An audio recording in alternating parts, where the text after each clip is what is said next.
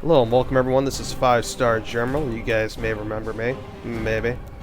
But got the mic situation under control, and been looking for a way to go ahead and get back to, get back in it with Lockgar, maybe do some more casting and stuff. But for those of you guys that don't know, besides my official game replays, duties, and all the casting and stuff that I do, and actually playing Dawn of War 2 and all that, I'm also, there's also this thing called school, trying to work on this thing called work, and then also am the president, design director, and lead designer for a indie development studio, Unearthly Games, and obviously a lot of work comes with that, so trying to schedule around all that is kind of tough, but I'm working on it, and like I said, I've got the mic back now, so they ended up just giving me a replacement headset, so it's been working nicely so far, and I can actually hear out of the headset again, so that's a positive.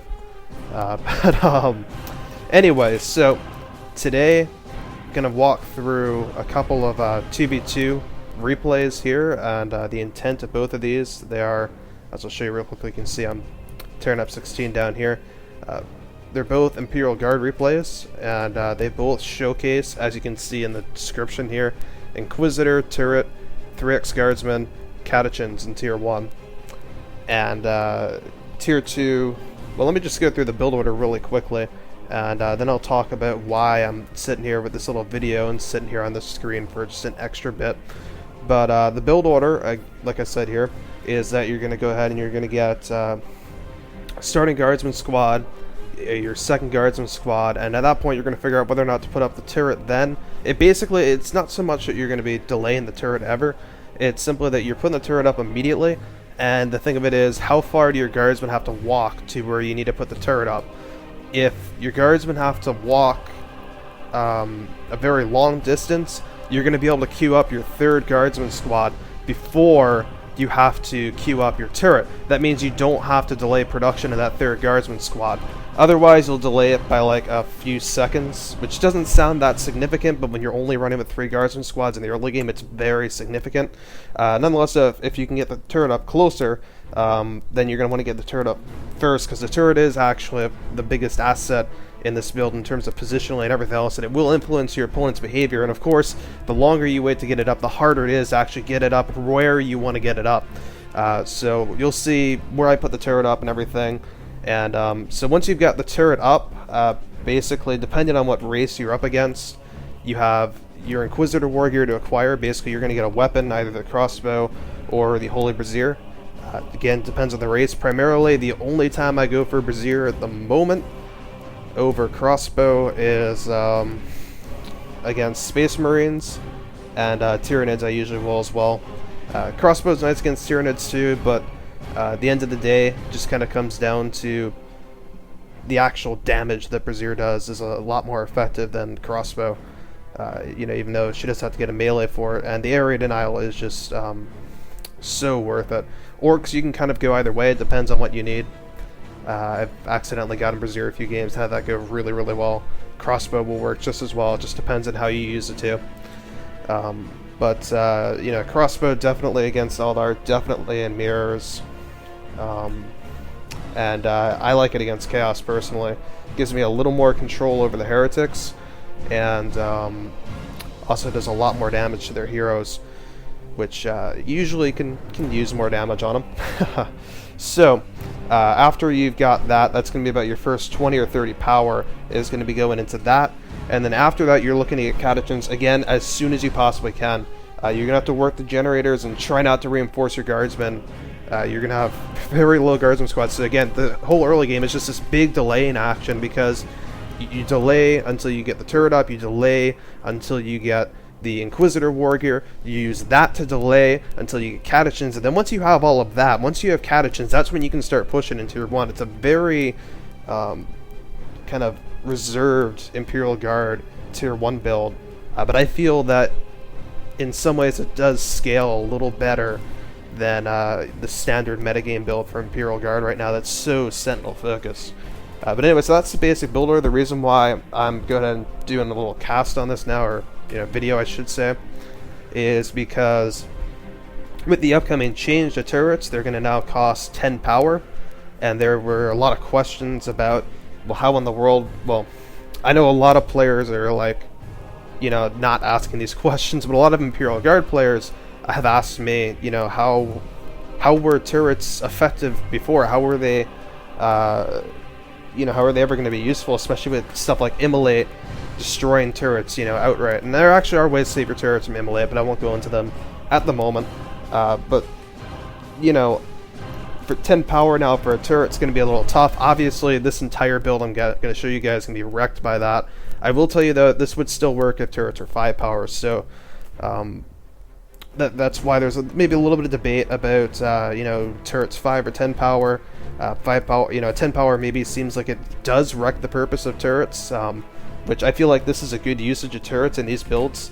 It's not the kind of like cheap stuff that a lot of players who don't play Imperial Guard dislike a lot.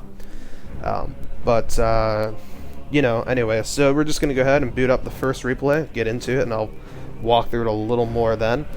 As I recall, I believe this one is going to be Inquisitor versus Orc. If not, I think we'll be getting to that in one of these. So, here we go, as soon as it decides that it is finished loading, there we go. And we're going to see that the Canada is in the bottom left there, Inquisitor up top. And if we go ahead and take a look at the resources here, we see immediately Guardsmen are building. Okay, now I'm on the side of the Space Marine in this one, okay. So, anyway, long story short, we see the Inquisitor. I always hate when this happens when the Inquisitor gets stuck behind the Guardsman, because the Inquisitor is speed 5.5, your Guardsmen are speed 5. But the basic thing to see here is that we've got the Inquisitor moving out to go ahead and capture this power node. These Guardsmen are going to go ahead and, not capture, my bad, not capture, but they're going to put the turret right here. This area is a little odd. It's usually a little easier to defend the turret over here. And you can see the coverage here. I can't have the turret cover back here. To try and do that is just, it's not worth it. I want, you know, to get more coverage here. I want to make sure that it's covering the point fully. You see that. And I want to make sure it covers at least that flanking route. And now I can defend it. So now the process of defending this turret is, I'm going to use my Inquisitor very careful here now. I could have used her a little better here. Usually you want to get the Hammer of the Witches off before you get in there, and I kind of was a little rusty when I was playing this game. Didn't do that too well, but we are going to see the Hammer of the Witches is going to get off in the Force Minute here.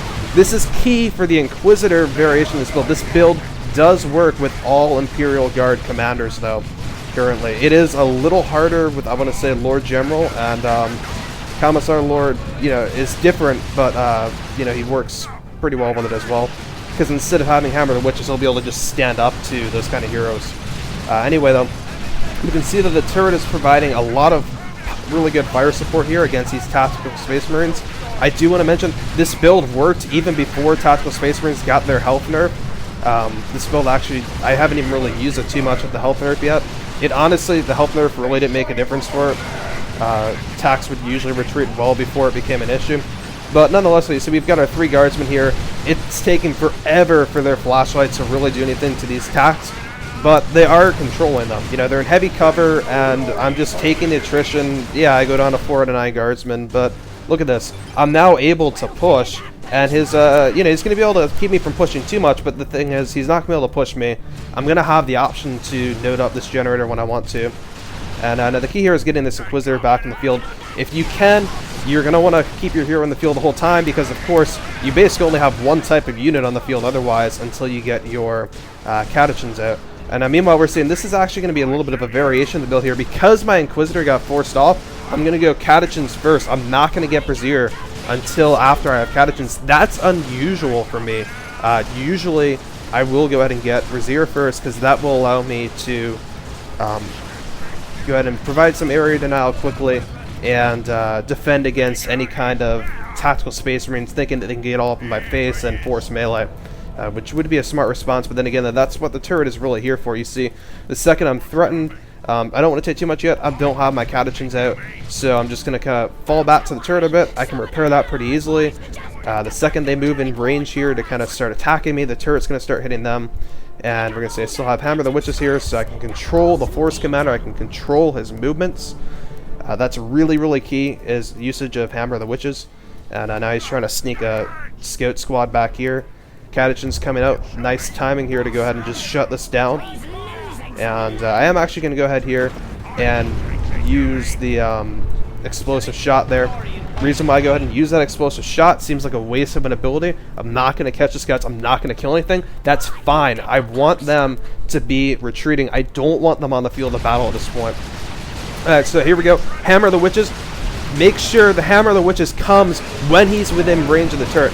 Now, here is why I have the Brazier. Now you're going to see, put down the Holy Pyre, and then go after the Assault Space Marines with the Inquisitor. Have the Guardsmen repair the turret, have them continue to lay down fire, and allow your Inquisitor to go ahead and deal with the Assault Space Marines. Ideally, I would have the Catachans up here at the moment, but Catachans are in the middle. I'm confident that I can hold this assault off, as I just did, with the forces I have here. I'm going to take a decent amount of attrition here, attritional losses that is, but we see he loses 2 Assault Space Marine models. No matter how many Guardsmen he kills out of my 3x Guardsmen, the chance that he's actually going to make up like 2 Assault Space Marine losses is so small. And we see he can't even build on this power node. Like, this power node for him at the moment is just like such a risk to build on. And, for 2v2 Calderas, that's absolutely huge.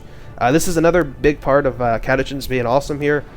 I always get Demo Man. I feel it always, between Smoke Bomb and Booby Traps, I feel it always pays for itself, even if it does delay tier 2 a little bit. Basically, if they're not using detectors, punish them. Punish them liberally with Booby Traps. So we can see the positioning of this Booby Trap is absolutely perfect for what I want it to do. The point of this Booby Trap here is that the range of this turret is there. And obviously I don't trigger it here because they're not going to go ahead and use this cover, but when they're sitting back and trying to take advantage of my turret's relatively short range, that's when I'm going to go and use the Booby Trap. So meanwhile, Hammer of the Witches on the Force Commander there. Hope to get it to him a little earlier, but not quite able to. Guardsman trying to keep repairing the turret. At this point, I'm probably going to lose the turret. That's okay. Why is it okay? Because I have my Catachans out, I have my Holy Brazier out, I have everything that I need out, basically. And now I'm able to just kind of engage his Force Commander and make sure he doesn't get out alive. Now he may well get out alive here, but oh, wait a minute. What's this? What's this? Kaboom! And, again, just Booby Trap placement is something you'll learn over time. Yeah, guys, this game is a roll. It's going to turn into a roll. I didn't have a lot of time to go ahead and cobble together these replays. I wanted to make sure I got to them before the 3.17 beta patch comes out, because I'll probably be playing like all of that, just the beta patch constantly until, once that comes out. Anyway, though, Catachans here. Have time to go ahead and bash. What am I doing? I'm placing a Booby Trap. Place in the same spot? Why not? That spot is still relevant. It's still a retreat path. It's still an area of cover. It's where the Space Marine player would like to be. So even if he assumes that I'm going to put my charge in the same spot, right? He's not going to avoid that spot. In fact, we see he's going to walk right over it again. And we see just waiting, trigger, boom. Take some health off all this. Again, they're Space Marines. They're not going to eat too much there, but they just lost all this health. Look at these Assault Space Marines. They're jumping in. I put down Holy Pyre immediately. He realizes he can't fight Catachans and my Inquisitor and Holy Brazier at the same time.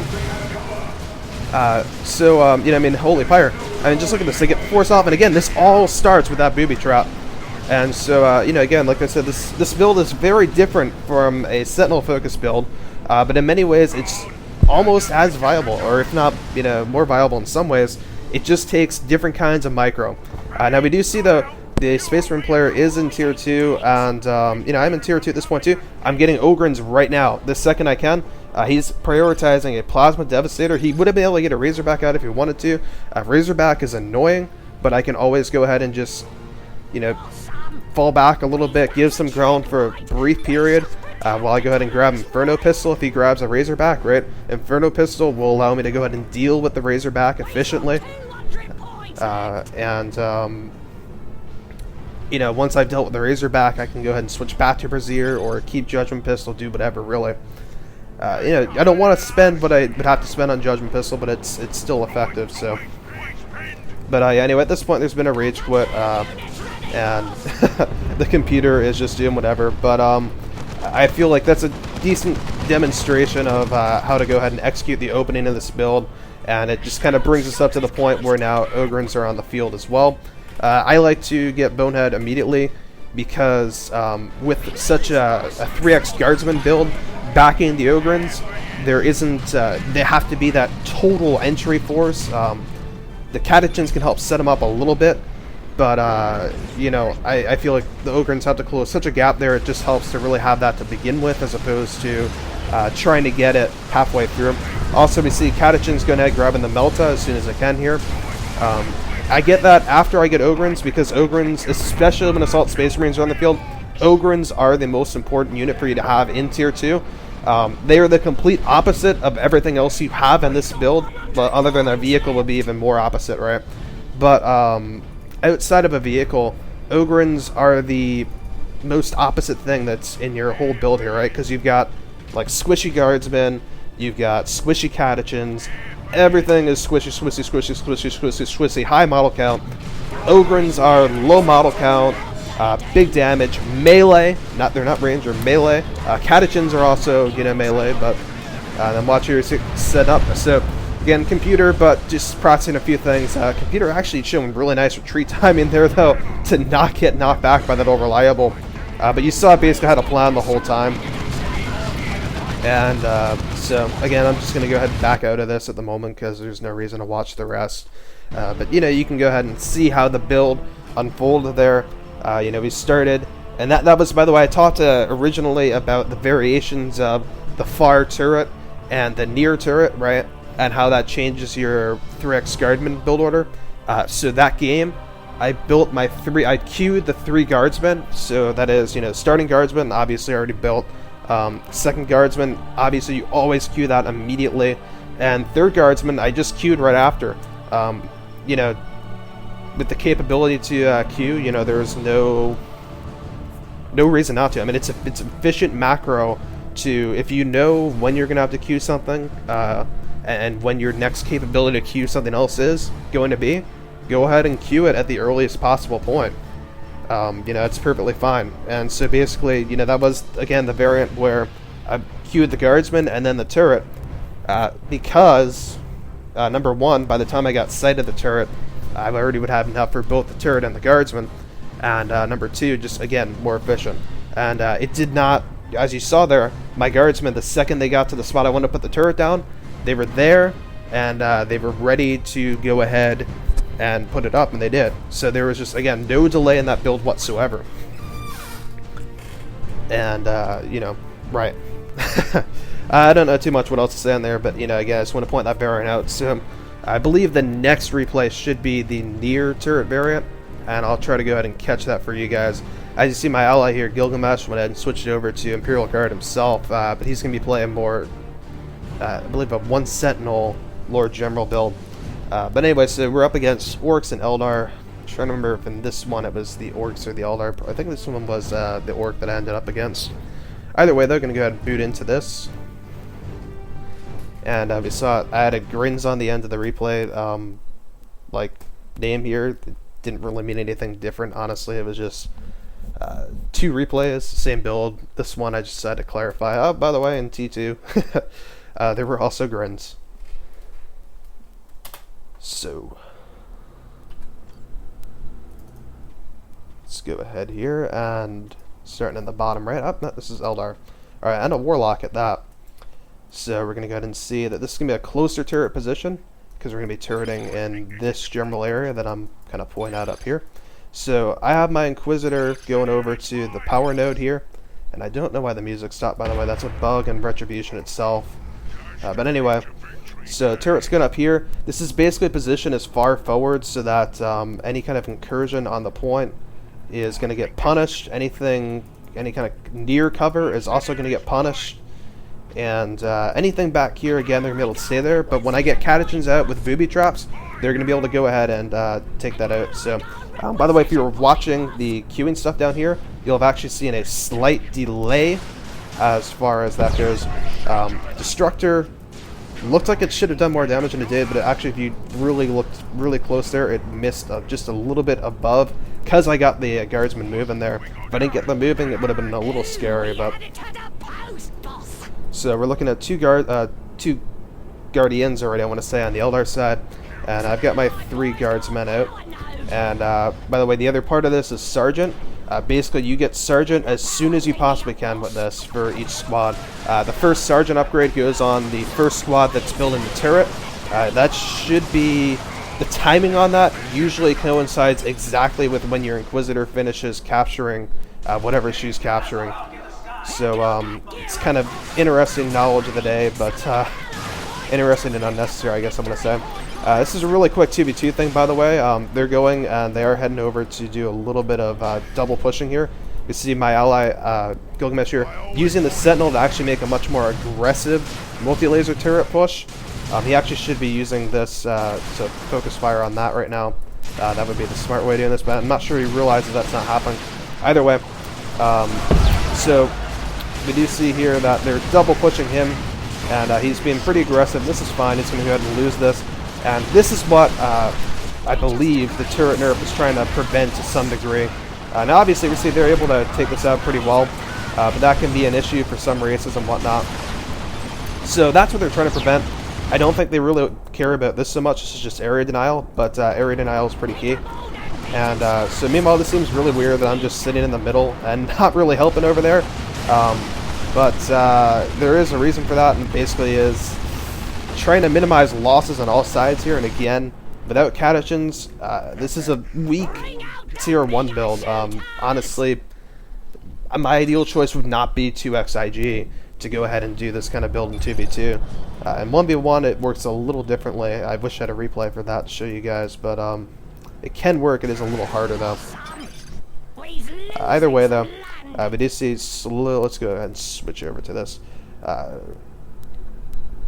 The economics of this whole situation are going to be a little different. We're seeing I'm actually putting down a generator here. You're going to have to stay on top of the power with this and basically figure out, okay, I have what requisition equals how much power equals. You got to basically try and time it so that your requisition and power both hit 440 respectively at about the same time. You really need to be tight and efficient with that. But nonetheless, you see this time I've got the crossbow bolt pistol, and I'm already on that front. And now we're going to see early scouting up here, able to get all that captured. And so one of the things I started saying before and didn't really finish was that in 2s, it's something I see all the time. Players get doubled. They'll immediately go and try and support their ally in a way to just like throw the double off of them, as opposed to going ahead and dealing with stuff on their side. Like for example, that could have been a full-fledged power node for their team, and I went ahead and stopped that. Now again here, Hammer of the Witches, that's exactly how it needs to be used. And then on top of that we have the kind of nice little follow-up there of Crippling Volley. Again, it's kind of like, because it's going to get nerfed a little bit next patch, which is fine, it should be. You know, I'm kind of using it there for damage, which is unnecessary in some ways. If my Inquisitor weren't like already low, then it's one of those things where I probably wouldn't really care. But, or, you know, wouldn't really have cared to use it. It's just going to be in the field much longer just because of all the energy it costs. But, either way, that was the most frustrating grenade ever. It looked so bad, but they just kept clumping up every time I moved them. But, long story short and all that, though, you know, if you can trap guards, it's like crippling poison almost as far as the crippling volley there goes. If you can trap ranged units in the open and you have a good fight with them as far as your guardsmen go, then go ahead and do it. So meanwhile here we're seeing that the Orc is pushing the side with 2x big shooters. Unfortunately my guardsmen got caught in a bad spot there. But you know, I knew I had the Catachans coming up, I knew that I had my Inquisitor coming up, and I'm going to go ahead and start forcing them off. And I don't usually open with Old Reliable, but on something like that, depends, and I definitely will go ahead and do it every now and then. Try and back them off, because the key thing here is they're a little close here. I'm looking to buy some time. And I'm really trying to get this, and here we go, he goes ahead and uses the immolate on my Catachans as opposed to going ahead and using it on the turret, which would have been a little bit more efficient usage of it for him. And the problem is I've got to kind of try and get in here and get them out of here before they go and devastate the generator farm. and unfortunately it's not totally going to happen. But again, this turret here, it's kind of nice. It's going to die at this point, but instead of scrapping, I'm going to keep it up because it's going to be more useful to me there. As we see, I'm able to go ahead and get the crippling volley down on that whole blob of orcs. They become completely immobilized and I'm able to focus down the sluggas before they're able to get away and cause damage. And you know, I'm just able to rebuild the power node at this point, and now I'm going tier 2 along with everyone else. So again, even with the higher power expenditure version of this build, which is you know, the one that goes ahead and utilizes the crossbow bolt pistol, you're still able to get to tier 2 in a decent amount of time. The only tough thing is that in tier 2, you know, you don't have any tier 1 transitional AV outside of the Melta on Catachans, which again is not really the best for that role. You know, it's good and it's helpful, but it's not gonna serve your anti-vehicle needs for you. You know, alone. But you know, anyway, so long story short, that you do need to get like Ogryns or something, you know, in tier 2. But one of the nice things having that Melta, Stormtrooper call-in, that you can go ahead and transition and Meltas really nicely and easily. Definitely is always a big help because you can kind of, if you've got the red for it, you can go ahead and do that pretty quickly if necessary. And that's kind of like worst case scenario. Usually you'll be able to get Ogryns out when you need to. And so just kind of watching the battle over there. I'm just doing some capping on my side, honestly. As you can see, that turret just really prevented them from wanting to even push my side for a while. And even the whole 3x Guardsmen and Catachans there were just a nice little deterrent on that whole side for quite a bit. So, and it doesn't mean that my poor ally over here had to go, you know, and sit through quite a few doubles and whatnot, but, you know, being able to take control of this entire side, they can double that side all they want. I mean, I'll go ahead and trade side for side as far as doubling goes, and then stake my battle in the middle. Especially when, you know, there's a very good possibility I'm going to go ahead and get a chance to go take a shot at those or something, or flank or whatever. And my macro this game actually was pretty bad compared to last game. I don't really know what was up with that, but Ogryns starting building way too late there, but they'll get on the field, I guess, in a good amount of time, but usually I can get them out just a little after Chimera would come out.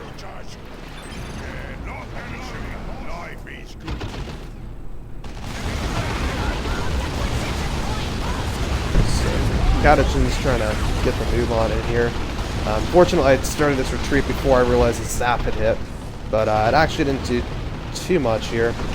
And again, you know, there's a big thing to say here as far as just this whole, you know, distraction that went on there worked really, really well for that. And honestly, that was my primary intent there, just kind of get in the middle. I knew I didn't have the force system on a full assault or anything, but Gilgamesh was doing a pretty good job on his side over here. And to be able to get in the middle and muck it up a little bit like that. And, you know, it worked pretty well. So, again, booby trap in a key position. Let's go ahead and see if that's going to be used at all. But we can just kind of see from where it is currently that this is going to be a big issue for any Guardians that are passing through. Trying to either cross over to my side, trying to just maneuver in that general area. And again, we see they're still trying to establish power up here because they're not confident in the power they've got over here. And obviously, also, you know, just more power is nice, but primary reason for that, like I said, is lack of confidence, because this is going to fall pretty quickly, and we are seeing it is, even though these three Guardians, right, should be pretty mobile. They aren't being all that mobile there, simply because of the whole threat that they've got here.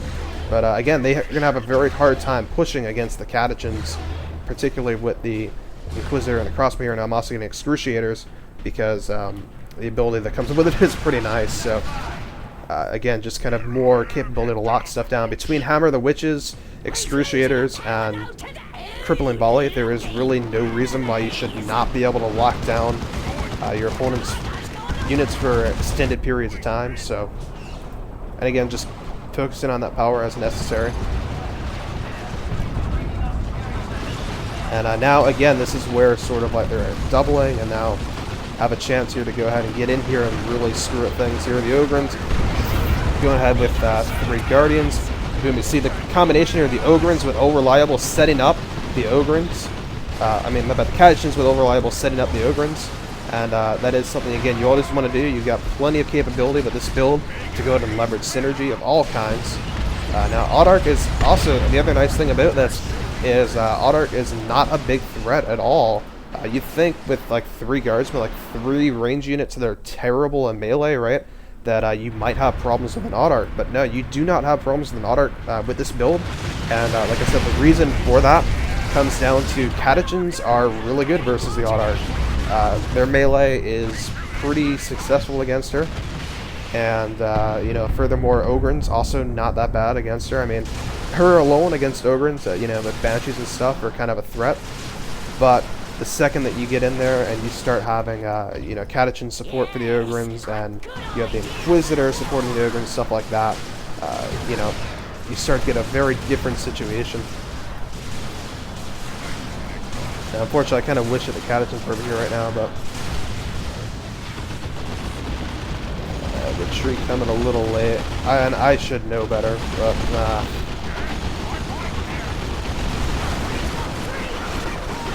kind of just leaving the Ogryns here because I don't want to push them too far up in a moment. And again, here we can see Catachans laying down that booby trap right in the center there. And meanwhile, Ogryns causing all kinds of problems.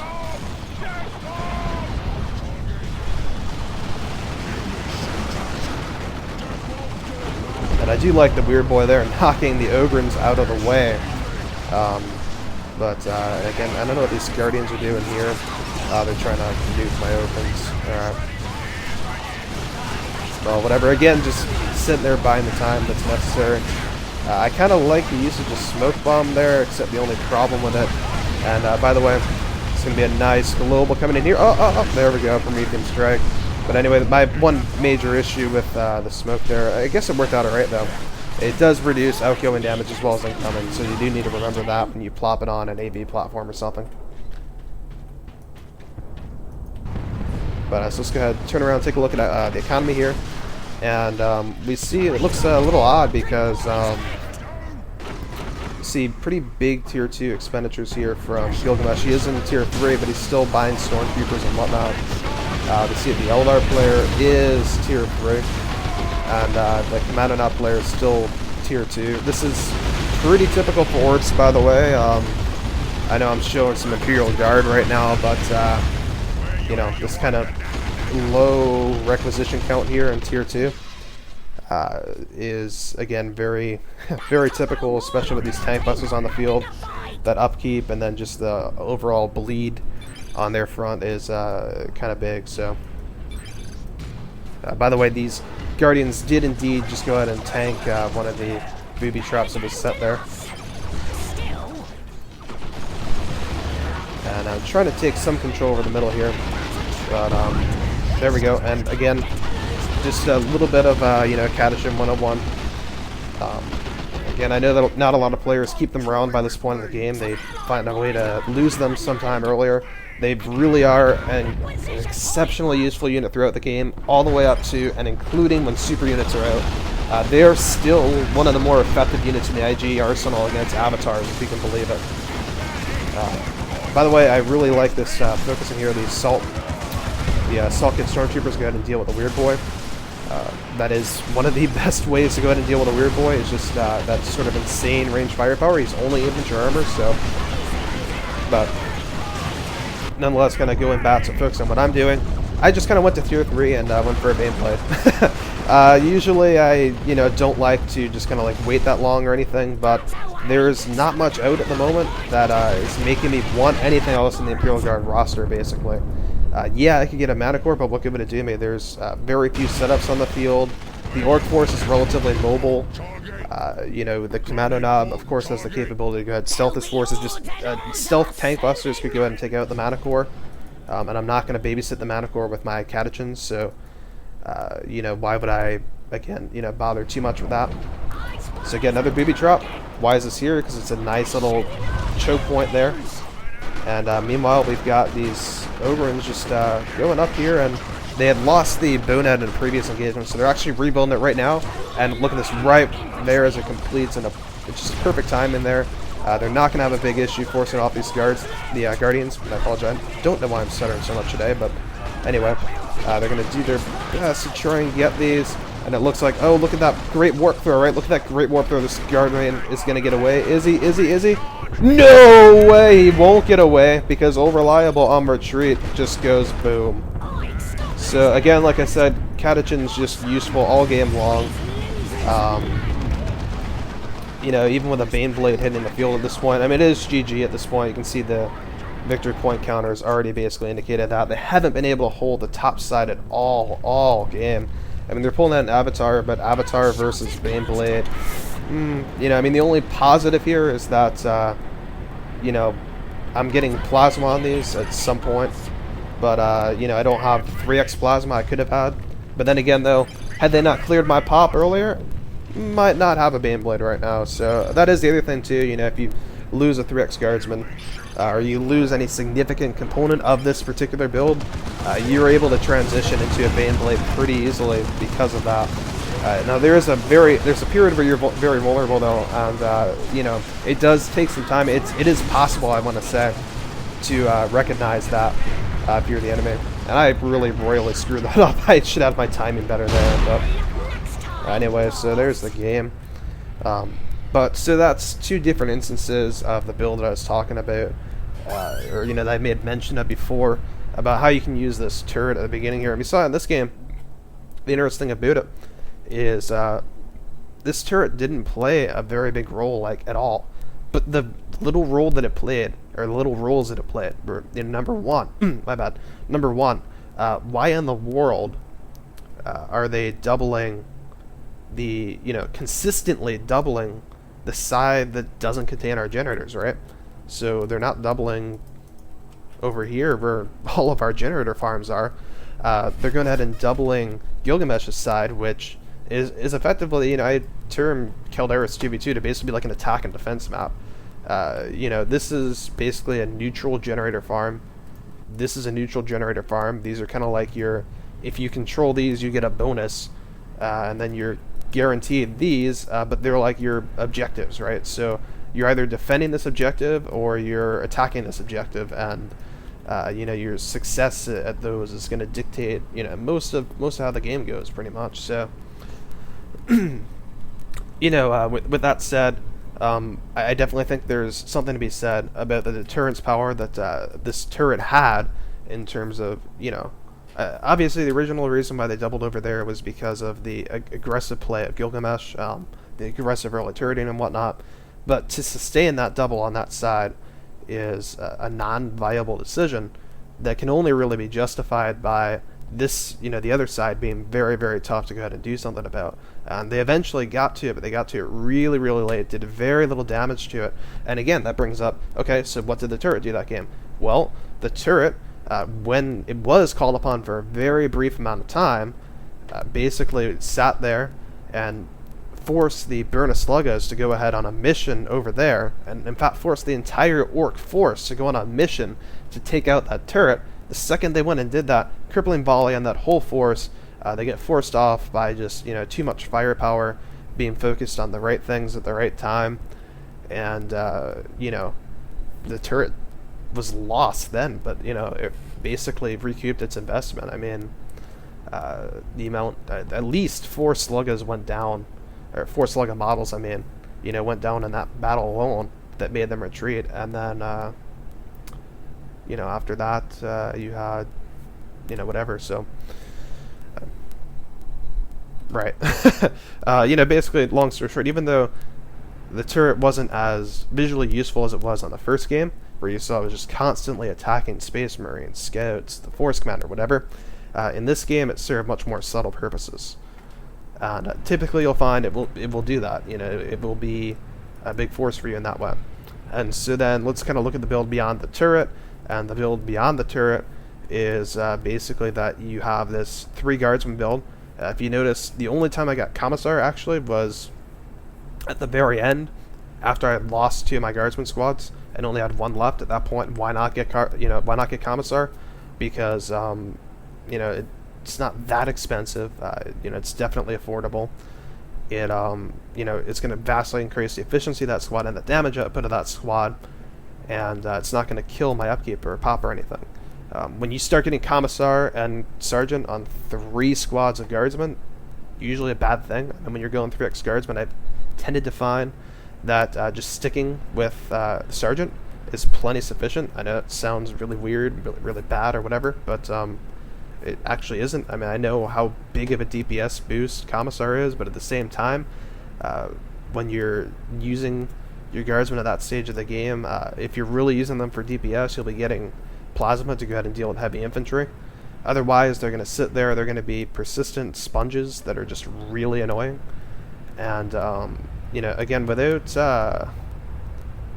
I want to say without the benefit of a Chimera sitting around there to go ahead and let them reinforce in the field, the faster reinforce rate, I feel, is pretty well offset by the fact that you just have more models that bleed more often. Because again, remember, when you get back, you know, when you get down to it, it basically doesn't really, you don't save much. You basically just have the capability to do more damage and then reinforce at the same cost despite doing more damage. I know it's a hard concept, but anyway, I mean, if you think about it, I think you guys will grab a hold of it a little bit. But just personal experience, if you can avoid Commissar, it's a nice thing to avoid Commissar, and I really feel the upgrade was designed that way, that it's not supposed to be a standard scaling upgrade like a lot of the other ones are. But yeah, so anyway, you know, obviously Ogryns come in. The reason why Ogryns are really a favored unit of mine in this build, yeah, they're 450, 90, 450 rec and 90 power, and trying to get them right off of tier 2 is pretty brutal at points. But it's usually pretty doable.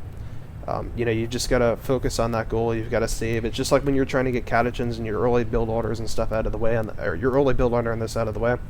You just gotta really be careful about what you're doing in that time period. You've got to play a little more defensively. Just kind of wait for the Ogryns to become available. When the Ogryns free up, that, you know, and are on the field, that's when you make your push. You try and hold out till then. Imperial Guard are a very good defensive faction. 3x Guardsmen especially is like just absolutely great at that. No matter what commander you use, I prefer Inquisitor, not because of what, you know, some people would have you think, but you know, Inquisitor's always just kind of been my favorite since I played Red Beta, you know, from day one, back when everyone else thought she was terrible. You know, but anyway, so yeah, so Ogryns are gonna be your primary AV in the build, and again, they may not be always what you want. If you don't want Ogryns, usually it's because there's too many platforms. If you still got 2-3x heavy weapons team in tier 1, 2x is totally possible because 1x is pretty easy for the Inquisitor, or you know, almost any Imperial Guard hero really to deal with, especially when you've got Catachans in support too. You know, you can go ahead and deal with that pretty nicely. And 3x Guardsmen can actually lay down a lot of damage. You know, if they're in cover, you know, and if they're in cover at max range, they can do a lot of damage to a suppression team. So, you know, they're able to just kind of sit there and absorb some losses, dish out some damage, and make that really unsustainable. So you definitely will see your opponents go to 2, maybe even 3 suppression teams, and that's why a Manticore is completely viable in place of Ogryns. If that happens, you want to kind of make sure you can secure an extra source of power really quickly, grab a generator, a node, or something on it, and that will equalize the power thing, because usually you'll find that actually this build tends to flow really well into getting you like 450 requisition and 90 power at the same time. You know, once you hit tier 2 to go ahead and get Ogryns, it's just one of those timings that hits really nice. So you do need to adjust it for the Manticore a little bit, but not too much. I rarely ever get a Chimera with this. It's, again, when I originally started this build, this is something that I did to get away from Sentinels. I did it to get away from Chimeras. I basically did it to get away from everything that people considered overpowered about Imperial Guard. And people still complain that Imperial Guard is, you know, gay, per se, and that, you know, for using Imperial Guard, I'm gay, even though I also play Knav, and they're dual mains, but, you know, I don't know, it's random. We won't go there. Dawn of War 2 community is Dawn of War 2 community. I don't think I need to clarify that to you guys. other than the lull. But so, I've basically tried actively to not use the Chimera in this. You definitely can, but mileage may vary more or less. And outside of that, your other options are Stormtroopers. Stormtroopers are pretty viable to layer on top of either Ogryns or Manticore. Again, it's really nice that the Inquisitor has the global for it. Again, Beowulf is also a really nice global to go ahead and use. I like using Beowulf and Baneblade together. Personally, that's my personal preference. But I will also pull out the Beowulf if I feel that my opponent is overreacting to the amount of infantry I have on the field and not respecting the fact that I'm Imperial Guard and can bring out some of the best vehicles in the game.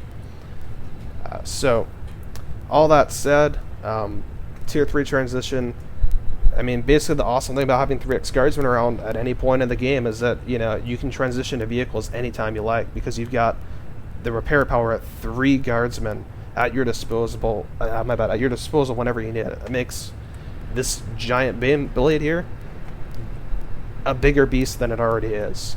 Leman Russ's huge beast. I mean, Leman Russ is already a pretty good tank. With 3 Guardsmen, it's an amazing tank. And you can get 2-3 Leman Russes on top of that if you want to. I've had games where I'll go ahead, sacrifice the Catachans, even the Ogryns at points, and just grab Beowulf and a couple Leman Russes and stuff. So there's a lot of things you can do with this build. It's a basic point. Now the tough thing is going to be with the 3.17 patch when the turrets are going to go ahead and cost the 10 power.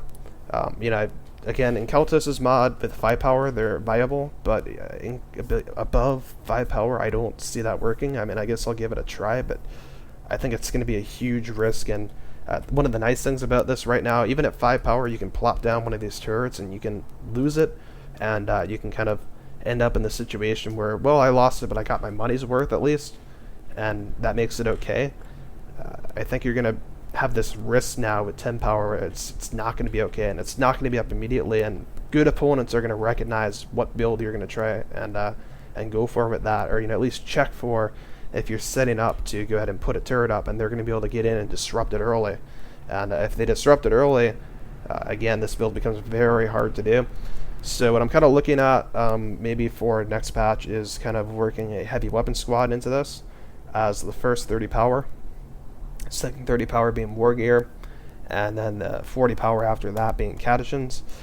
It's a very different build. It's a little bit heavier on tier 1, a little bit heavier upkeep and everything, but I think the heavy weapon squad might transition well with autocannon in tier 2 to make it worthwhile. But again, that would delay the Ogryns even more, but you'd have a heavy weapon squad around that you could go ahead and turn into a last cannon heavy weapon squad if you needed to. So there are some pros and cons to that. I have to see if you can actually wait 30 power with Imperial Guard, without having a real melee counter or a real piece of terrain to go back to. But anyway, so I believe that's really about it. I hope for any of you guys that were wondering, how to use turrets effectively. I know this is 2v2, but the same basic concept applies, really. It's just you place the turret in a good spot. I want to say I could go through I could go through an entire weekly on good turret placement, so I'm not going to do that right now. I'll let you guys discover that for yourselves, I mean.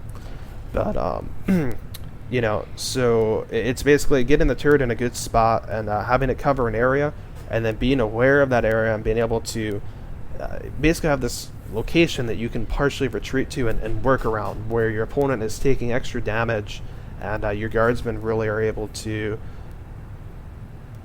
just leverage their attrition and win the battle. They're able to take a lot of losses and still stay very effectively in the fight, and that capability is multiplied by a turret or a sentinel or whatever. So the turret is basically the stationary, cheaper version of a sentinel with less commitment compared to a sentinel. Obviously it's a little less effective because it lacks stomp, but and again, that's where I kind of worry with the power cost. I don't think it's gonna quite work out anymore. So the only other thing I have to say, though, don't go crazy with building turrets ever. I've seen guys put up like 5 turrets. Always a bad idea.